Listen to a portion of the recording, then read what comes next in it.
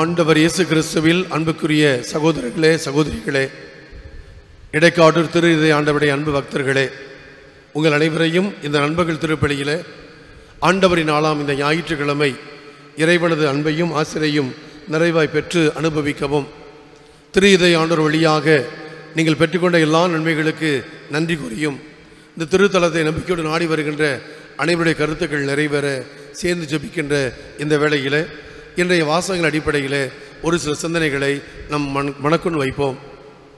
இந்தியாவில் உள்ள ஒரு மாநிலத்தில் சிறிய மாநிலமாக இருப்பது மேகாலயா. அந்த மேகாலய மாநிலத்திலே பழங்குடி மக்கள் நிறைய வாழ்ந்து கொண்டிருக்கிறார்கள். அந்த பழங்குடி மக்களுக்கு நற்செய்தி அறிவிக்க ஐரோப்பிய நாட்டிலிருந்து ஒரு தந்தை, தாய், 2 பிள்ளைகள் வந்தார்கள். அந்த மக்களுக்கு கல்வி அறிவு, மருத்துவ உதவி, மாலை வேளைகளை வீடுகளை சந்தித்து ஆறுதல் கூறுகின்ற பணிகளை செய்து வந்தார்கள். அந்த பழங்குடி மக்கள் பணிபுரிகின்ற இடத்துல சிறப்பாக பணிபுரிந்த போது பழங்குடி மக்களுடைய தலைவர் ஒரு நாள் இவரை பார்த்து சொன்னார், நீங்கள் மதமாற்றம் வந்திருக்கிறீர்கள், ஆகவே தயவுசெய்து இந்த இடத்தை விட்டு ஓடிப்போங்க, இல்லை என்றால் கொன்று விடுவோம்னு சொல்லி. இவர்கள் சொன்னார்கள், நாங்கள் மதமாற்ற வரவில்லை, மாறாக ஆண்டவரை பற்றி அறிவிக்க வந்திருக்கிறோம். எந்த மக்களுக்கு வசதிகள் இல்லையோ அந்த வசதி கொடுப்பதற்காக இறைவனை அனுப்புவது போல நாங்கள் உணர்கின்றோம் என்று பணிபுரிந்தார்கள். ஆனால் மக்கள் கூட்டம் கூட்டமாக இந்த குடும்பத்தை நோக்கி வந்ததை பொறுத்து கொள்ள முடியாத அந்த பழங்குடி இனத்தினுடைய தலைவர் ஒரு நாள் ஈட்டி எடுத்து வந்து அந்த தம்பதியினுடைய 2 மகன்களையும் வீதியிலே நிற்க வைத்து ஈட்டியால் எரிந்து கொன்று விட்டான். இப்பொழுதாவது நீங்கள் இந்த ஊரை விட்டு ஓடுவீர்களா என்று கேட்டபோது அவர் சொன்னார்கள், கடவுள் கொடுத்த குழந்தையை எடுத்துக்கொண்டீர்கள், இல்லை என்று சொல்லவில்லை, மாறாக நாங்கள் கடவுளுக்கு சொந்தமானவர்கள், எந்த ஆபத்து வந்தாலும் எந்த தீமை வந்தாலும் நாங்கள் நிற்போம், இந்த நாடு, இந்த மாநிலம் எங்கள் மாநிலம், எங்கள் தாய் பூமி என்று சொல்லி அவர்கள் தங்களையே முழுவதுமாக ஐக்கியப்படுத்திக் கொண்டார்கள். கொஞ்ச நாட்கள் கழித்து அவரது மனைவியையும் அதுபோல நடுத்தருள் நிற்க வைத்து ஈட்டியால் இருந்து கொன்றுவிட்டார்கள். உனக்கு சொந்தம் என்பதை யாரும் இல்லையே, இனிமேல் ஏன் இங்கே இருக்கிறாய், ஓடிப்போ என்று சொன்னபோது அவர் சொன்னார், நான் கடவுளுக்கு சொந்தமானவன் என்று. இப்பொழுது பழங்குடி இனத்து தலைவன் சொன்னான், மகன்களை கொன்றுவிட்டோம், மனைவியும் கொன்றுவிட்டோம், ஆனால் இவ்வளவு துணிச்சலோடு இந்த இடத்துல இவன் இருக்கிறான் என்றால் இவன் சாதாரண மனிதனாக இருக்க வாய்ப்பு இல்லை. ஆகவே இந்த மனிதன் சம்திங் ஸ்பெஷல் என்று தனக்குள்ளே சொல்லிக்கொண்டு, நான் இவ்வளவு கஷ்டப்படுத்தி இருக்கிறேன், உன்னை உன் 2 பிள்ளைகளையும் கொண்டு விட்டேன், மனைவியும் கொண்டு விட்டேன், இருந்த போதும் கூட நீ இயேசுவுக்காக எப்படி வாழ்வதற்கு துணிந்திருக்கா என்று சொன்னபோது, இயேசு என்னை தொட்டிருக்கிறார், இயேசு என்னை அபிஷேகம் செய்திருக்கிறார், நான் இயேசுவின் பின்னால் நடக்கின்றவன், இயேசுவின் சீடன் என்று சொல்லி அந்த இடத்திலேயே வாழ ஆரம்பித்து விட்டார். அவர் ஆரம்பித்து வைத்த அந்த விதை தான் இன்று மேகாலயா மாநிலத்திலே கிறிஸ்தவ மதம் பரவி இருக்கிறது.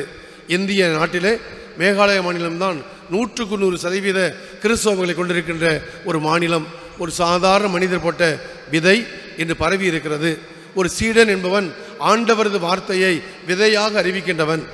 சீடன் என்பவன் இயேசுடைய உணர்விலே பங்கெடுக்கின்றவன். சீடன் என்பவன் இயேசுடைய வார்த்தையை தன் வார்த்தையாக, சீடன் என்பவன் இயேசுடைய வாழ்க்கையை தன் வாழ்க்கையாக மாற்றுகின்றவன். நாம் அனைவருமே சீடர்கள். ஆண்டவர் இயேசு கிறிஸ்து நம்மை எல்லாம் அப்படிப்பட்ட சீடத்துவ பணிக்கு அழைத்திருக்கிறார் என்பதை மனதில் இருத்துவோம். இன்றைய முதல் வாசகத்தில் வாசிக்க கேட்டோம், கடவுளது திட்டத்தை மாற்றக்கூடியவர் யார்? கடவுளது எண்ணங்களை மாற்றக்கூடிய வலிமை யாருக்கு இருக்கிறது? யாருக்கும் இல்லை. நீங்களும் நானும் இந்த நாட்டிலே, இந்த ஊரிலே, இந்த பெற்றோருக்கு இப்படிப்பட்ட நிலையிலே வாழ வேண்டும் என்பது இறைவனது விருப்பம். அதை நம்மால் மாற்ற முடியாது. கொல்கத்தா நகரில் பணிபுரிந்த அன்னை தெரசா அடிக்கடி சொல்லுவார்கள், நீங்கள் எப்படி இப்படி சிறப்பான பணிகளை செய்ய முடிகின்றது? நோயாளர்களை கட்டி அணைக்கிறீர்கள், அவர்கள் புண்களை நீங்கள் கழுவி அந்த மருந்திட்டு அந்த பிள்ளைகளை தன் மடியில் அணைத்துக் கொள்கிறீர்கள், சாகும் தருவாயில் இருக்கிற வயதான பெற்றோரை உங்கள் மடியில் வைத்து உணவூட்டி மகிழ்கிறீர்களே, உங்களை எப்படி முடிகிறது என்று கேட்டதற்கு அன்னை தெரசா சொன்ன வார்த்தை, நற்கருணையில் வாழுகின்ற ஆண்டவர். இந்த ஆண்டவரை அழைத்திருக்கிறார். அல்பேனியா நாட்டில் பிறந்து ஆசிரியையாக உயர்ந்திருக்க வேண்டும் என்பது எனது ஆசை. ஆனால் ஆண்டவர் என்னை கொல்கத்தா நகருக்கு அழைத்து சென்று வீதி ஓரங்களிலே, தெரு ஓரங்களிலே அன்பில்லாமல் அனாதையாக அரவணைப்பில்லாத வாழ்கின்ற மக்களுக்கு என்னை அழைத்திருக்கிறார் என்று சொன்னாரே, அவரும் இயேசுவினுடைய சீடர் தான். கடவுளது விருப்பத்தை, கடவுளது திட்டத்தை முழுமையாக அறிந்து ஏற்றுக்கொண்டு இந்திய நாட்டுக்கு வந்து இங்கேயே வாழ்ந்து தன் பணி வாழ்வை முடித்து இன்று புனிதையாக உயர்த்தப்பட்டிருக்கிறார். அன்னை தெரசா நமக்கெல்லாம் முன்மாதிரி. அன்புக்குரிய சகோதர சகோதரர்களே, அவர் இயேசுடைய சீடராக இருந்தார். ஆகவேதான் சொன்னார், இவ்வளவு பெரிய பணியை செய்வதற்கு எனக்கு அடிப்படையாக இருப்பது ஆண்டவர், நற்கருணை ஆண்டவர். அவர் கரங்களில் நான் எளிய பென்சில், அவர் அதை கொண்டு எழுதுகின்றார், நான் எழுதப்பட்ட ஓவியமாக வளம் வருகின்றேன் என்று சொல்லியிருக்கிறார்.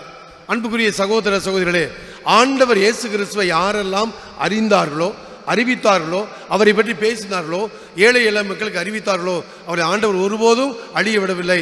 அந்த வகையில் எடுத்துக்காட்டாக திகழ்ந்தவர் புனித வின்சென்ட் தே பவுல். வின்சென்ட் தே பவுல்சனுடைய நிறுவனராக இருக்கின்ற வின்சென்ட் தே பவுல் பிரான்ஸ் நாட்டிலே அவரது உடல் இன்னும் அழியாமல் இருக்கிறது. அண்மையில் ஒரு செய்தி கேள்விப்பட்டேன், வியப்பாக இருந்தது. அவரது தலைமுடி இன்னும் வளர்ந்து கொண்டு இருக்கிறதா, அழியாமல் உடல் இருக்கிறது. அதே போல அவரது தலைமுடி இன்னும் வளர்ந்து கொண்டு இருக்கிறது. ஆக ஆண்டவரை யாரெல்லாம் நம்பினார்களோ, ஆண்டவர் திட்டத்தை யாரெல்லாம் ஏற்றுக்கொண்டார்களோ, அவரை ஆண்டவர் அழிய விடுவதில்லை. உங்களுக்கும் எனக்கும் அழியா வாழ்வு கொண்டு இருக்கிறது, அது மறுவுலக வாழ்வு. ஒரு சிலர் இங்கேயே அழியாமல் வாழ்ந்து கொண்டிருக்கிறார்கள்.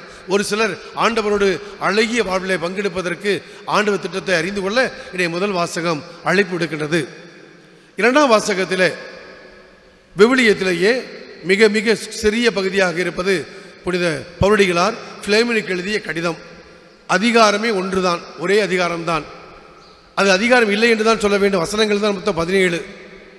இறையியல் அறிஞர்கள், விவிலிய அறிஞர்கள் சொல்லுகின்றார்கள், ஏன் இந்த கடிதத்திற்கு அதிகாரம் தரப்படவில்லை? ஏனென்றால் அங்கு சொல்லப்பட்ட மனிதனுக்கு அதிகாரம் இல்லை. அந்த உணர்ச்சி என்கிற மனிதனுக்கு பவர் இல்லை. அவன் என்ன தவறு செய்தான் என்று தெரியவில்லை. சிறைச்சாலை இருக்கின்றான். சிறைச்சாலை இருக்கின்ற போது சின்னப்பரை பவுலடியை பார்க்கின்றான். பார்க்கின்றவர் 2 பேரும் நெருக்கமாகிறார்கள். தன் குற்றத்தை ஒத்துக்கொள்கின்றான்.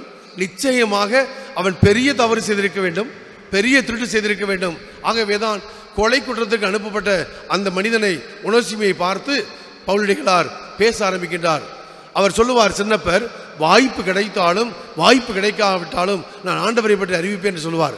சிறைச்சாலையில் இவர் கைதியாக இருக்கிறார், அந்த உணர்ச்சியும் கைதியாக இருக்கின்றார்.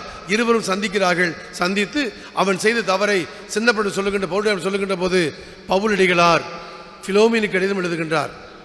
அதில் ஒரு வார்த்தை, அருமையான வார்த்தை, என் இதயத்தை அனுப்புவது போல அவனுக்கு அனுப்புகின்றேன். அப்பா அம்மா கூட சொல்ல மாட்டேன், பிள்ளைகளை அப்பா அம்மா கூட இந்த வார்த்தையை சொல்ல மாட்டோம். என் இதயத்தை அனுப்புவது போல என் பிள்ளை அனுப்பினு சொல்லி. ஆனால் பார்த்த மாத்திரத்திலே சிறைவாசியாக இருந்த அந்த உணர்ச்சியை அனுப்புகின்ற போது பிலோமினை பார்த்து சொல்கின்றார், என் இதயத்தையே உனக்கு அனுப்புகின்றேன், அவனை ஏற்றுக்கொள், உன் வீட்டிலே மறுபடியுமாக அடிமையாக வைத்துக்கொள் என்று சொல்லி, அதாவது the recommendation for all the recommendation சொல்லுவார்களே, அதுதான் நடந்திருக்கு. ஆண்டவருக்குள் அவரை கொண்டு வந்தார். ஆக இயேசுவை சீடன் என்பவன் இயேசுவை அறிந்தது மட்டுமல்ல, அவரது அன்புக்குள், அன்பினுடைய எல்லைக்குள் கொண்டு வர வேண்டும் என்பதற்கு இரண்டாம் வாசகம் எடுத்துக்காட்டாக இருக்கின்றது. நற்செய்தி வாசகத்தை வருகின்ற போது 3 காரியங்களை பற்றி ஆண்டவர் இயேசு சொல்லுகின்றார். என் சீடனாக இருக்கின்ற ஒருவர் தன் பின்னால் வர வேண்டும். பல நேரங்களில் இயேசுவின் பின்னால் நான் நடப்பதற்கு முன்னால் நாம் we became dictators. இயேசுவுக்கு ஆணையிடுகின்றோம், இயேசுவுக்கு என்ன செய்கிறோம், அந்த கமாண்ட் கொடுக்கிறோம். இயேசுவை இப்படி தான் செய்யணும், இப்படி தான் சொல்லணும் அப்படி சொல்கிறோம். ஆனால் சீடன் என்பவன் இயேசுவின் பின்னால் நடக்க வேண்டும். இயேசுவின் பின்னால் நடப்பவன் தான் சீடன். ஏனென்றால் இயேசு கிறிஸ்து நமக்கு தலைவர். நமக்கெல்லாம் ஒரே ஒரு தலைவர், அவர் இயேசு கிறிஸ்து தான். அவர் பின்னால் நடக்க வேண்டும் என்பது முதல் தகுதி. இரண்டாவது தகுதி, இயேசுவின் பின்னால் நடக்கின்ற போது அவரது சீடனாக மட்டுமல்ல, எல்லாவற்றையும் இழந்துவிட்டு வர வேண்டும். தாய், தந்தை, உடன்பிறப்புகள், சகோதர சகோதரிகள், மகன், மகள் எல்லாவற்றையும் விட்டு விட வேண்டும். ஒரிஜினல் மொழிபெயர்ப்பில் என்ன சொல்லப்படுகின்றால், குறைவாக அன்பு செய். உன் தாயையும் தந்தையையும் சகோதரனையும் சகோதரியையும் குறைவாக அன்பு செய்துவிட்டு ஆண்டவராம் இயேசு கிறிஸ்துவை முதன்மையான அன்புக்குள் கொண்டு வா என்பதுதான் இரண்டாவது ஒரு இயேசுவை பின்பற்றக்கூடிய இரண்டாவது விழுமியம். மூன்றாவது, சிலுவை சுமக்க வேண்டும். ஆண்டவர் இயேசு கிறிஸ்து சிலுவை சுமந்து விட்டார். எந்த ஒரு தலைவரும் செய்யாத, எந்த ஒரு தலைவரும் அனுபவிக்காத பாடுகளை, எந்த தவறும் செய்யாத, எந்த பாவம் செய்யாத ஆண்டவர் இயேசு கிறிஸ்து நமக்காக பாடுகளை அனுபவித்தார். அவர் சொல்லுகிற சிலுவை நம் வாழ்வில் வருகின்ற அன்றாட கஷ்டங்கள், வருத்தங்கள், பாடுகள், கண்ணீர், கவலை அனைத்தையும் ஏற்றுக்கொண்டு வாழுங்கள். ஏனென்றால் உங்கள் தலைவர் பெரியவர் மட்டுமல்ல, உங்கள் தலைவர் இயேசு கிறிஸ்து உங்களுக்காக பாடுகளை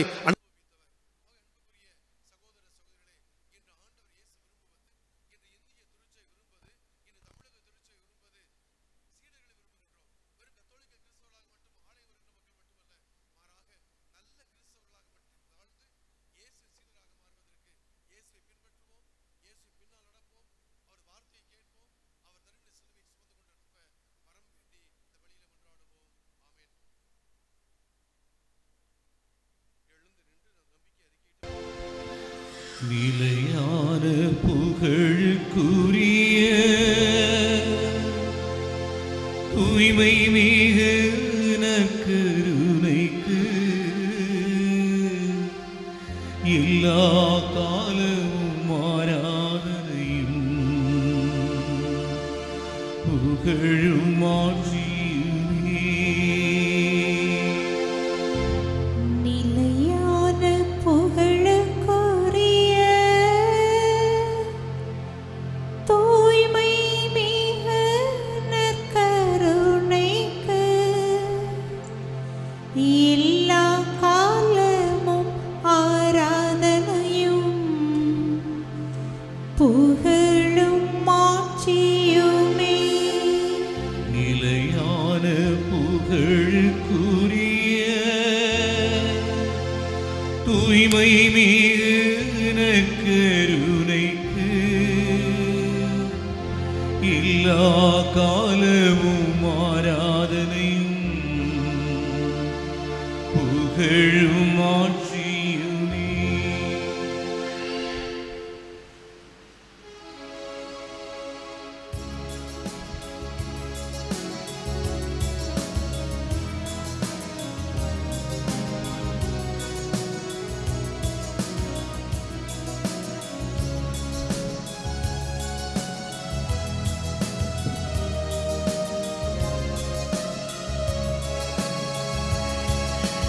உம்மை அல்லாமல் எனக்கு யாரும் உண்டு, உம்மை அல்லாமல் எனக்கு யாரும் உண்டு, உம்மை அல்லாமல் எனக்கு யாரு உண்டு, உம்மை அல்லாமல் எனக்கு யாரு உண்டு.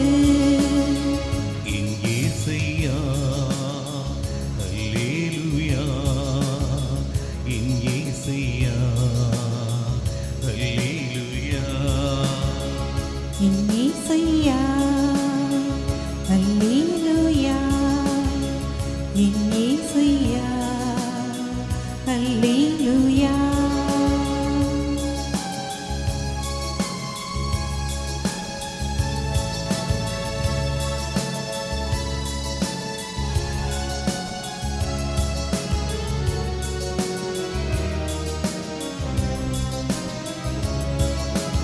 இன்பத்திலும் நீரே, துன்பத்திலும் நீரே, இன்பத்திலும் நீரே, துன்பத்திலும் நீரே, இவ்வேளையும் ஐயா நீதானே, இவ்வேளையும் ஐயா நீர்தானே.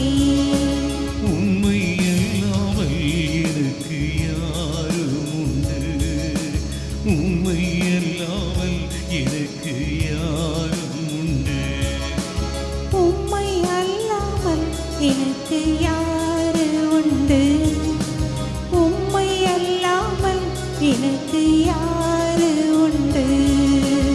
என் சிநேகமும் நீரே, என் ஆசையும் நீரே, என் சிநேகமும் நீரே, என் ஆசையும் நீரே, என் எல்லாமே ஐயா நீதானே, என் எல்லாமே ஐயா நீதானே. உம்மை அல்லாமல் எனக்கு யாரும் உண்டு, உம்மை அல்லாமல் எனக்கு யாரும் உண்டு, உம்மை அல்லாமல் எனக்கு யாரு உண்டு, உம்மை அல்லாமல் எனக்கு யாரு உண்டு. இம்மையிலும் நீரே, மறுமையிலும் நீரே, இம்மையிலும் நீயே மறுமை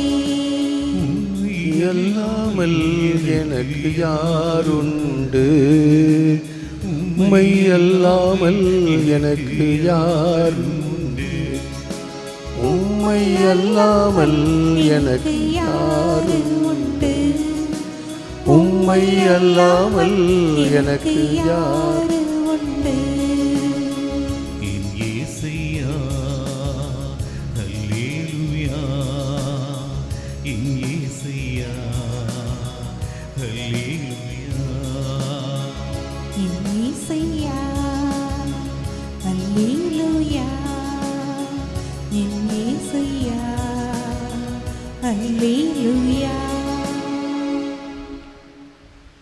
யாரிடம் செல்வோம் இறைவா? வாழ்வு தரும் வார்த்தைகள் எல்லாம் உம்மிடம்தானே உள்ளன என்று பேதுரு ஆண்டவர் இயேசுவை பார்த்து சொன்னார்.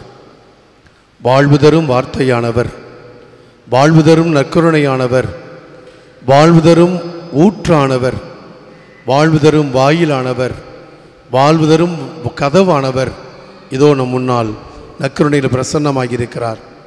நீ எங்கே சென்றாலும் உன்னோடு வருவேன், உன்னை விட்டு விலக மாட்டேன், உன்னை கை நெகிழ மாட்டேன், நீ என் மகன், நீ என் மகள் என்று நம்மையெல்லாம் பெற்று பாதுகாத்து வருகின்ற ஒரு தாயாக தந்தையாக இதோ நற்கருணை முன்னால் பிரசன்னமாகியிருக்கிறார்.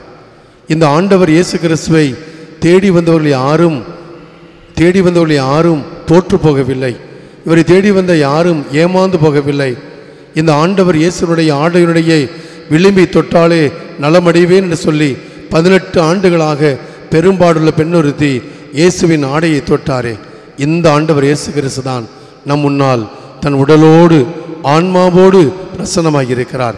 அன்புக்குரிய சகோதரனே சகோதரியே, இயேசு என்கிற நாமத்திற்கு, இயேசு என்கிற பெயருக்கு விண்ணவர் மன்னவர் அனைத்துலகோர் கீழுலகோர் மேலுலகோர் அத்துணை பேரும் மண்டியிட்டு தொழுவர் என்று சொன்னாரே, இந்த ஆண்டவர் இயேசுடைய நாமம் வல்லமையுள்ள நாமம், ஆற்றல் உள்ள நாமம், அபிஷேகம் நிறைந்த நாமம், குணமளிக்கின்ற பெயர் கொண்ட இயேசு என்கிற பெயரை நம் உள்ளத்திலே உச்சரித்து கொண்டே இருப்போம்.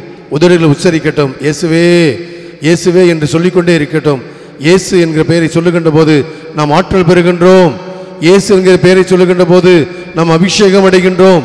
இயேசு என்கிற பெயரை சொல்லுகின்ற போது நாம் தோல்வி அடைவதே இல்லை. எத்தனையோ பேர் இந்த திரு இருதய ஆண்டவர் திருத்தலத்தின் ஆடி வந்து, இயேசுவே என் இதய வியாதி சுகம் பெற வேண்டும், எனக்கு கேன்சர் வியாதி நலம் பெற வேண்டும், திருமண பிரச்சனைகள் தீர வேண்டும், என் பிள்ளைகளுக்கு நல்ல படிக்கின்ற இடம் கிடைக்க வேண்டும் என்று சொல்லி வேண்டிய ஒருவரையும் கைவிடாத ஆண்டவர் இந்த இருதய ஆண்டவர். அவரே நம்மை இந்த உடலோடு ஆன்மாவோடு பிரசன்னமாகியிருக்கிறார். அவரை உற்று நோக்குங்கள், நீங்கள் வாழ்வீர்கள். இவரை பார்த்தவர் யாருமே தோற்று போகவில்லை. பர்த்திமேயுவுடன் ஆண்டவரை நடந்து செல்கின்ற போது, ஐயா தாவீதின் மகனே என் மீது இரக்கமையும், நான் உன்னை பார்க்க வேண்டும் சொல்லி வேண்டினாரே, அந்த ஆண்டவர் இயேசு கிறிஸ்து நீங்களும் நானும் பார்க்கின்றபடி இதோ நம் முன்னால் பிரசன்னமாகியிருக்கிறார். இயேசுவே என்று சொல்லிக்கொண்டே இருப்போம், இயேசுவே என்று சொல்லிக்கொண்டே இருப்போம். இயேசு என்கிற நாமத்தை சொல்லுகின்ற போது நாம் அருள் பெறுகின்றோம், ஆற்றல் பெறுகின்றோம், அபிஷேகம் பெறுகின்றோம், வல்லமை பெறுகின்றோம், வலிமை பெறுகின்றோம். சோர்ந்து போவதில்லை, நாம் தோற்று போவதில்லை. ஏனென்றால் இந்த ஆண்டவர் இயேசு கிறிஸ்து நம்மை எல்லாம் ஜெயிக்கும்படியாக, நாம் வாழ்வை பெறும்படியாக இதோ பிரசன்னமாகியிருக்கிறார். என் ஆடுகள் வாழ்வை பெரும் பொருட்டு, அதுவும் நிறைவாக பெரும் பொருட்டு நான் இந்த உலகிற்கு வந்தேன் என்று சொன்ன ஆண்டவர் இதோ நம்ம பிரசன்னமாகியிருக்கிறார். என் மகனே என் மகளே, உன்னை ஆசீர்வதிக்கவே ஆசீர்வதிப்பேன், நீ ஆசியாக விளங்குவாய். நீ செல்லும் இடமெல்லாம், பணிபுரியும் இடமெல்லாம், உன் வீடெல்லாம், குடும்பம் எல்லாம் ஆண்டவர் வலிமை பெறும் சொல்லி ஆண்டவரை நோக்கி மன்றாடுங்கள், ஜெபியுங்கள். நற்கருணை முன்னால் பிரசன்னமாக இருக்கிற இந்த ஆண்டவர் உங்களையும் என்னையும் தொட்டு சுகப்படுத்தி குணப்படுத்தி இந்த திருத்தலத்திலே நீங்கள் வேண்டிய ஜெபங்களுக்கு பதில் கொண்டு உங்களையும் உங்களது பணிகளையும் பயணத்தையும் பிள்ளைகளையும் பெற்றோரையும் நிறைவாய் நிலையாய் ஆசீர்வதிப்பார் என்ற நம்பிக்கையிலே இயேசுவே இயேசுவே இயேசுவே என்று சொல்லிக்கொண்டே இருங்கள். இயேசு என்கிற நாமத்தை சொல்லுகின்ற போது நாம் வலிமை பெற்று அபிஷேகம் பெற்று அன்பிலே நிறைந்து வலிமை பெற்ற மக்களாக எந்நாளும் வாழ நம்மையும் குடும்பத்தையும் இந்த வாரம் முழுவதும் இறைவன் தொடர்ந்து வழிநடத்த வேண்டுமாய் சேர்ந்து ஜெபியுங்கள், மன்றாடுங்கள். இணைந்து மாண்பீர் கீதம் பாடி ஆண்டவரை புகழ்ந்தேத்துவோம்.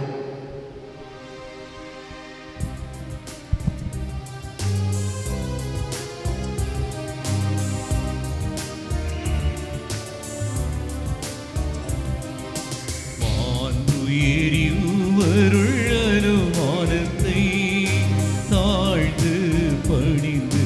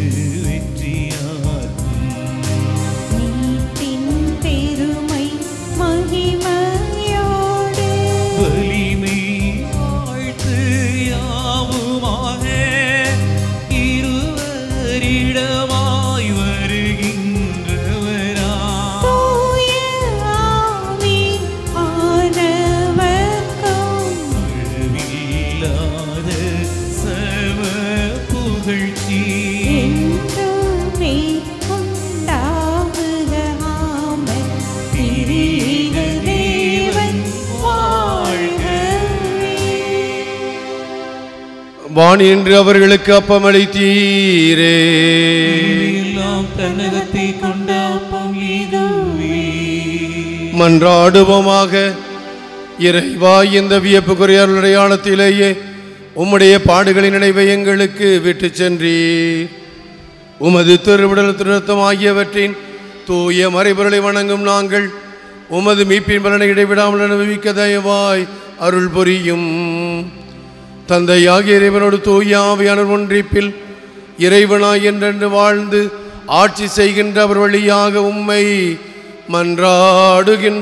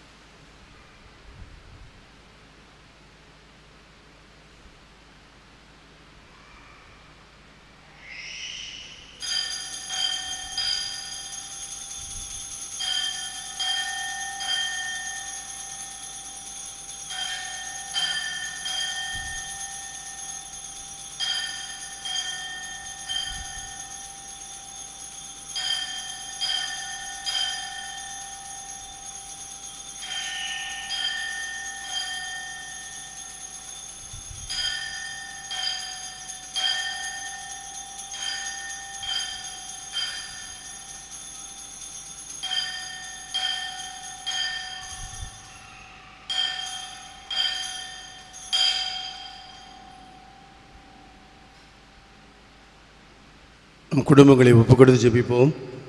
ஓ இயேசுவின் திரு இருதயமே, இன்று எங்கள் குடும்பத்தை உமக்கு சொந்தமாக்கி கொண்டு உமது அன்பின் இருப்பிடமாக தெரிந்து கொண்டீர். இக்குடும்பத்தின் மீது உமது இரக்க மிகுந்த அன்பை பொழிந்ததற்காக உமக்கு நன்றி செலுத்துகின்றோம். இன்று முதல் நீரே எங்கள் குடும்பத்தின் அரசராகவும் தலைவராகவும் உற்ற நண்பராகவும் இருப்பீராக. உமது அன்பின் பராமரிப்பால் எங்களை காப்பாற்றி வழிநடத்தி அருளும். இக்குடும்பத்தால் உமக்கு மகிழ்ச்சியும் ஆறுதலும் உண்டாவதாக. நாங்கள் அனைவரும் அனைத்திலும் உமக்கும் உம் அறையுடலாகிய திருச்சபைக்கும் கீழ்ப்படிந்து உமது இதயத்திற்கு ஏற்ற நண்பர்களாக வாழ எங்களுக்கு ஏராளமான அருட்கொடைகள் தாரும். நாங்கள் விசுவாசத்தில் உறுதிப்படவும் நம்பிக்கையில் வளரவும் என்றும் அன்பில் வாழவும் எங்களை ஆசீர்வதித்து அரவணைப்பீராக. மேலும் குடும்ப வாழ்க்கைக்கு தேவையான புண்ணியங்களான தாழ்ச்சி, சாந்தம், பொறுமை முதலிய நற்பண்புகளில் நாங்கள் சிறந்து விளங்கி மன ஒற்றுமையும் சமாதானமும் பெறுவோமாக. நாங்கள் அனைவரும் என்றும் திரு இருதயத்தையும் மரியாளின் மாசற்ற இருதயத்தையும் அன்பு செய்து வருவோமாக. ஆமென்.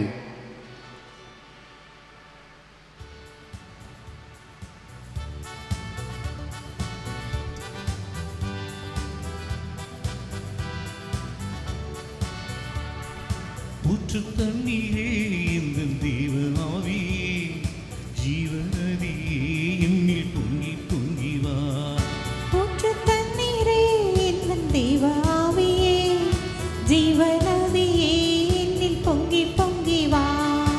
ஆசீர்வதியும் என் நேச கர்த்தரே, ஆசீர்வதியும் என் நேச கர்த்தரே. ஆவியின் வரங்களினால் என்னை நிரப்பும், ஆவியின் வரங்களினால் என்னை நிரப்பும். ஊற்று தண்ணீரே என் தெய்வ ஆவியே, ஜீவநதியே என்னில் பொங்கி பொங்கி வா. ஜீவ தண்ணீரால் இந்த நல்ல கர்த்தரே, ஜீவ ஊற்றினால் என்னை நிறைத்திடுவே. ஜீவ தண்ணீராம் இந்த நல்ல கர்த்தரே, ஜீவ ஊற்றினால் என்னை நிறைத்திடுமே. கனி தந்திட நான் செழித்தோங்கிட, கனி தந்திட நான் செழித்தோங்கிட, கர்த்தரின் கரத்தால் நித்தம் கனம் பெற்றிட. கர்த்தரின் கரத்தால் நித்தம் கனம் நின்றிட ஊற்று தண்ணீரே எந்தன் தேவ ஆவியே ஜீவநதியே என்னில் பொங்கி பொங்கி வா.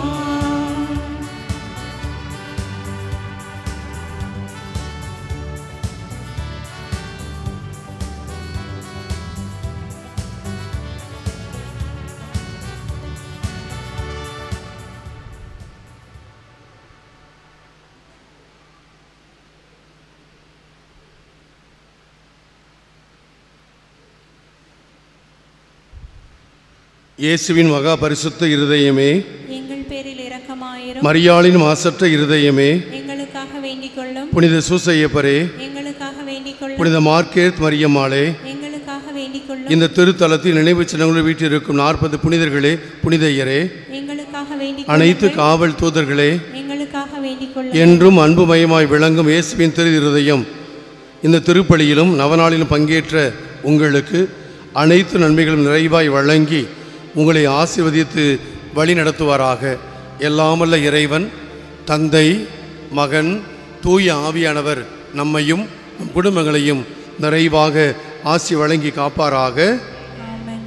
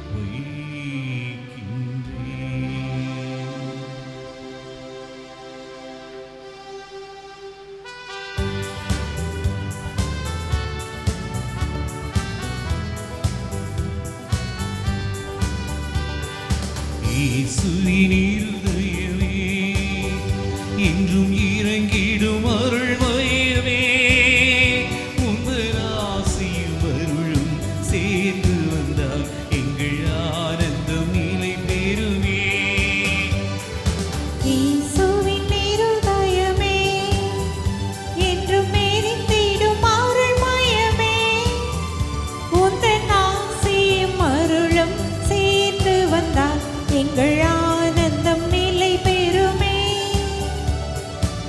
இறைவனுக்கு இதயம் உண்டு, அந்த இதயத்தில் இரக்கம் உண்டு.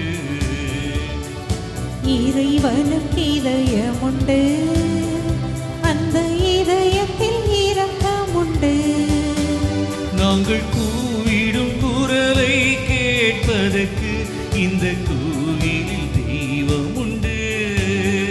நாங்கள் கூவிடும் குரலை கேட்பதற்கு இந்த கோவிலில் தெய்வம் உண்டு. இயேசுவின் இருதயமே, இன்றும் எரிந்திடும் அருள்மயமே, உந்தன் ஆசியும் அருளும் சேர்ந்து வந்தால் எங்கள் ஆனந்தம் நிலை பெறுமே. நிலையான புகழுக்குரிய தூய்மை மிகு நற்கருணைக்கு எல்லா காலமும் ஆராதனையும் புகழும் மாட்சியும் உண்டாக கடவுளே. இயேசுவுக்கே புகழ், இயேசுவுக்கே புகழ், இயேசுவுக்கே நன்றி. இயேசுவுக்கே நன்றி. மரியே வாழ்க. மரியே வாழ்க. தந்தை, மகன், தூய ஆவியாரின் பெயராலே ஆமென். ஆமென்.